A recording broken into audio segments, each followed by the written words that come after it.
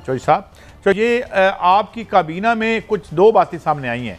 एक तो 5.5 trillion rupees huge amount, इसकी जो ज़मीन पे कब्जे की ये बात आ रही है, इस हवाले से क्या एक्शन हो रहे हैं? और एक बात सामने आ रही है कि अब वज़ीर आज़म कोई बहुत सख्त फैसले लेने जा रहे हैं, हमें कौम को इत्मीनान में लेंगे कि क्या होने जा रहा है चौधरी साहब? देखिए, पहली बात तो ये है कि ये जो ज़मीनें हैं ना, ये हुआ ये था कि आपको पता है कि पाकिस्तान में इमरान खान से पहले आपको इन्वायरमेंट या माहौल का तो हमने नाम ही नहीं सुना था कि ये भी कोई बला होती है और ये भी कोई ज़रूरी होता है इंसानों के सांस लेने के लिए, रहने के लिए। तो प्राइम मिनिस्टर जो हैं वो एक इन्वायरमेंटलिस्ट है। अब उन्होंने आकर के सबसे पहले जोर ये दिया कि जंगल जो है उसका कवर मुझे बताएं कि क्या है उन्होंने। और वो जाहिर है कि पहले वो आपको पता है कि वो तो शिकार खेलते थे, तो वो तो पाँव के ऊपर उनको पता है कि पाकिस्तान में जंगलों का हाल क्या है। तो बहुत सारे जंगल जो हैं जो हमारी आंखों के सामने गायब हो गए, तो उससे तहकीकात शुरू की और शुरू में ही 2018-19 में भी हमने कई हजार एकड़ जगह जो है जंगलों की वो रिट्रीव कराई। अब आकर के ये हुआ कि इनको ये पीएम साहब ने ये उनको ये तजवीज़ पेश की गई कि हम इसका सैटेलाइट से मैपिंग करा लें कि कहाँ पे जो ज़मीन है वो सरकार की है, उस पर कब्जा है। अब वो जो ज़मीन की जब मैपिंग कराई गई है तो उसमें पता चला है कि तकरीबन 5.6 ट्रिलियन की जो जगह है, यानी वो खरब रुपए की, जो 5 खरब रुपए की जो जगह है, उसको मुख्तलिफ लोगों ने कब्जे में किया हुआ है। और सिंध की जो सबसे ज़्यादा फॉरेस्ट लैंड है वो मुख्तलिफ लोगों के कब्जे में है। तो अब एक मुसलसल अमल ऑलरेडी जारी है जिसमें लोगों से ये जंगल की ज़मीन जो है वो वागुजार कराई जा रही है। अच्छा चौधरी साहब, आप फ़ायदा उठाते हैं ये जब भी नून लीग के कोई मुकदमा चलते हैं, कभी वीडियो आ जाती है, कभी ऑडियो आ जाती है, राना शमीम साहब का बयान आता है जो पहले नवाज शरीफ साहब से मिलते हैं, साबिक़ जज मुस्लिम लीग नून के लायर्स के नायब सदर भी रहे हैं, पीसीओ के जज भी रहे हैं, और फिर अचानक एक ऑडियो आ जाती है। इन सब के पीछे है कौन? लगता है कि मास्टरमाइंड एक ही है। आपने सुना इस पे बड़ा काम किया है। भट्टी साहब, बात यह है कि ये मास्टरमाइंड कौन है, इनकी सियासत किया है, उसके इंसाइक्लोपीडिया तो आप तीनों इस प्रोग्राम में बैठे हुए। थानू तो ज्यादा तो नहीं पता लोगों कि किसने इनकी शुरू कहाँ से हुआ, खत्म कहाँ से हुआ, ऑपरेट कैसे करती है, काम कैसे करते हैं। हमने तो आप लोगों के साथ साथ सीखा है, सुना है, समझा है। नहीं फवाद साहब, एक मिनट मैं आपको खबर देता हूँ। राना शमीम साहब जब नवाज शरीफ से मिलने गए, ये जब ये फॉरेंसिक करवाया गया इसका, उन्होंने वो फल इनको खिलवाया जो ऑस्ट्रेलिया से मंगवाते हैं। अब बता दें हुकूमत की तहकीकात में क्या चीज़ है इस पसे पर्दा राना शमीम साहब की और साकिब नसार की जो जाली वीडियो आई है, उसके पीछे किरदार कौन से हैं? जो आप माशाल्लाह वकील भी हैं, सहाबी भी रहे हैं और पॉलिटिशियन भी हैं। अल्लाह ताला ने आपको 3 खूबियां दी हैं।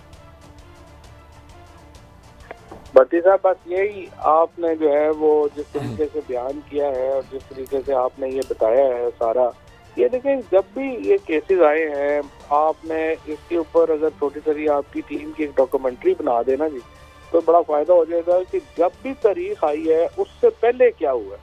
तो जब भी पैनामा का केस आया है उसके बाद किस तरह से चला, फिर उसके बाद जब अपीलें आती हैं तब क्या होता है, और फिर आप पिछली दफा भी जब मुशर्रफ साहब के दौर में क्या किस तरह नवाज शरीफ 10 साल बाहर रहे और जब डील मिली वापस आए और 10 साल बाद उनके केस लग गए तो वो फारिग हो गए।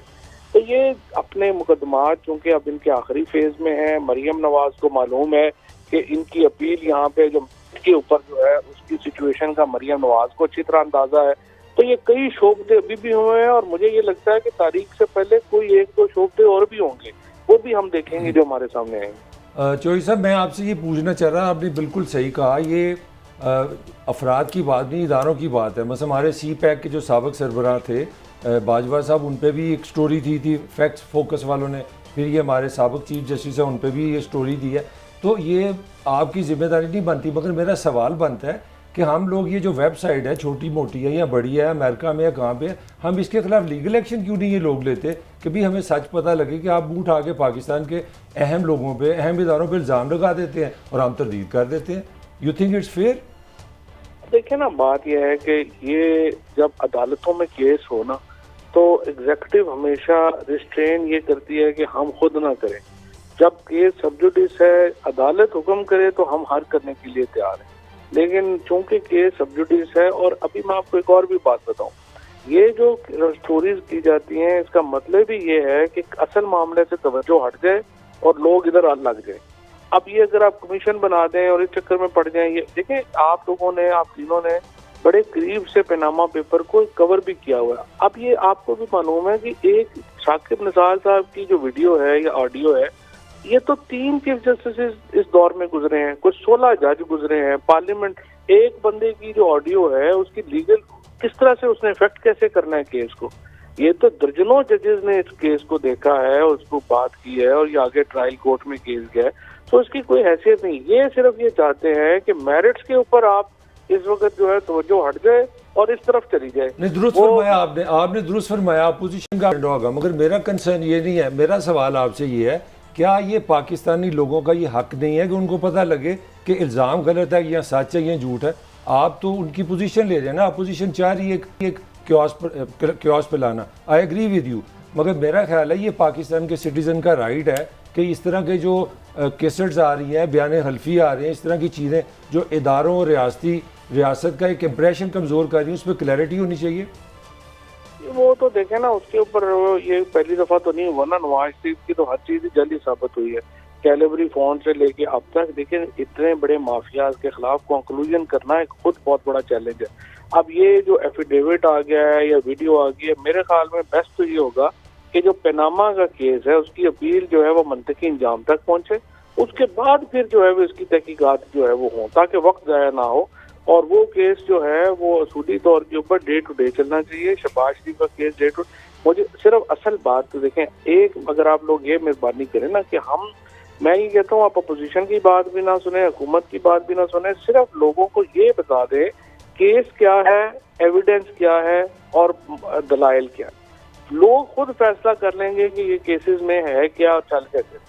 अच्छा चौधरी साहब, ऐसा कर लेते हैं, एक तरफ ये आर्मी चीफ DGI का इस्तीफा मांगते हैं, फिर अदलिया को प्रेशराइज करते हैं, इनके मकासद हैं कि इसके पसे पर्दा तो सारा एक ही ग्रुप लगता है बज़ाहिर, कोई किसी के मुंह से लफ्ज लिख रहा है, कोई क्या, इनके मकासद क्या है? मकासद सिर्फ एक है कि ये जो केस आखिरी फेज में अपील जो चली गई है, इसको कैसे जो है वो इसको रास्ते से हटाया जाए, क्या क्या किया जाए कि इसके ऊपर कंक्लूजन ना हो सके।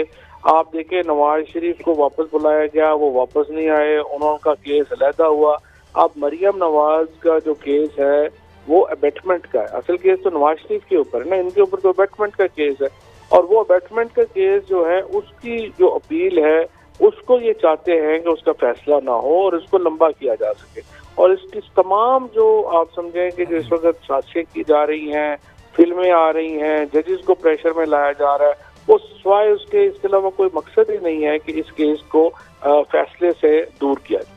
अच्छा चौधरी साहब, आखिरी सवाल इसके बाद, मेरी इतना है मरियम साहिबा परसों रात एक वीडियो जारी करने लगी थी, फिर वो नहीं की गई, वो आपके ख्याल में किसकी हो सकती है? जो वीडियो है इसके ऊपर भी इतलात हैं कि कुछ जो अपना एक इसी तरह की कोई फेक वीडियो जो है वो बिल्कुल एक दो और वीडियो के बारे में कहा जा रहा है, मीडिया में, सोशल मीडिया में बातें आ रही है। लेकिन ये जो पिछली वीडियो पिट गई है, और मैं आई मस्ट से कि मैं वो समा टीवी की टीम को बड़ी अप्रिशिएट करना चाहता हूँ, जिस तरह उन्होंने रात को फोरेंसिक किया, लोगों के सामने एक पूरा एक हकीकत रखी। इस तरह की जो उसके बाद से ये थोड़े रिलक्टेंट हो गए हैं वो फिल्म लाने में, तो आप देखते हैं कि उसको कितनी देर ये सब्र करें। अच्छा चौधरी साहब, आखिरी बात, सुना है मरियम नवाज साहबा वालिद साहब से वफाक के लिए इक़्तिदार मांग रहे हैं, क्या कोई सजा याफ्ता मुल्ज़म पार्टी का सदर बन सकता है? वो तो आपको याद होगा कि पार्लियामेंट ने एक जॉइंट सेशन के जरिए ये कानून अमेंड किया था और नवाज शरीफ को पार्टी का सदर बनाया था दोबारा, और सुप्रीम कोर्ट ने उसको अनकॉन्स्टिट्यूशनल डिक्लेयर करके खत्म किया था। अब अगर वो सुप्रीम कोर्ट के अहकाम के बाद इसकी कोई गुंजाइश बाकी नहीं रहेगी। वैसे भी देखें नवाज शरीफ, जरदारी, इनकी सियासत खत्म हो चुकी है, अब पुलों के नीचे बड़ा पानी गुजर गया है, अब अगली पॉलिटिक्स है, अगली चीजें हैं आगे उसको। तो सर ये पॉलिटिक्स के हवाले से एक सवाल आपसे कर लूँ, आप बड़े अवामी आदमी हैं, एक अवामी सवाल है, आप इस हुकूमत के तर्जमान हैं, तो आपकी हुकूमत पे एक बहुत बड़ा इल्ज़ाम है कि आप महंगाई और बेरोज़गारी रोकने में नाकाम रहे हैं। आप इसमें क्या कहते हैं? देखें जी, पहली बात तो ये है कि ये जो महंगाई का मामला है, तेल है, बिजली है, सिर्फ सवाल ये है कि आज ही मैंने ये बात की, दो इसके हिस्से हैं। एक महंगाई है जो बैन अल-अक़वामी फैक्टर्स की वजह से महंगा हो रहा है, गैस महंगी हो गई है, इंटरनेशनल एनर्जी प्राइसेस ऊपर है, आप बहुत कुछ उसमें अपना कोई काम नहीं कर सकते। बाहर महंगी है, आप इंपोर्ट करते हैं, आपकी कीमतें ऊपर जाएंगी, आप टैक्स नीचे कर सकते हैं, वो आपने कर दिया। दूसरा है जो हमारी मुकामी मामला है, अब उसमें फ्लक्चुएशन, मसलन आप देखें कि जो जब चीनी की कीमत ऊपर जाती है तो सारा मीडिया उसको हेडलाइन बनाता है। अब इस वक्त चीनी 90 रुपए के ऊपर बिक रही है, खबर ही नहीं आ रही। टमाटर की कीमत जो है वो गिर गई है, खबर ही नहीं आ रही। और प्याज की कीमत, लहसुन की कीमत, अदरक की कीमत गिर गई है, कोई खबर ही नहीं आ रही। तो जब हम सिर्फ हर वक्त इसमें रहेंगे कि लुट गए, मर गए, बर्बाद हो गए, तो फिर ये लगेगा कि ये महंगा। दूसरी तरफ दूसरी बात है कि जब हम महंगाई की बात करते हैं, हम आमदनी की बात नहीं करते।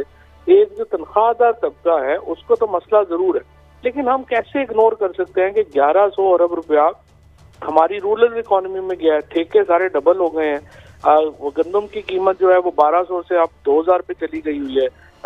जो गन्ना है वो 135 से 300 पे चला गया। हम आमदनी में इजाफे को डिस्कस ही नहीं करते और हम सिर्फ चीजों की कीमतों के ऊपर डिस्कस करते हैं। या तो फिर दोनों कंपैरिजन रखें ना अपने सामने, तो लोगों को समझ आ जाएगी कहाँ कहाँ पे मसला। बहुत शुक्रिया चौधरी साहब, आपने हमें वक्त दिया और चीज़ों पर रोशनी डाली।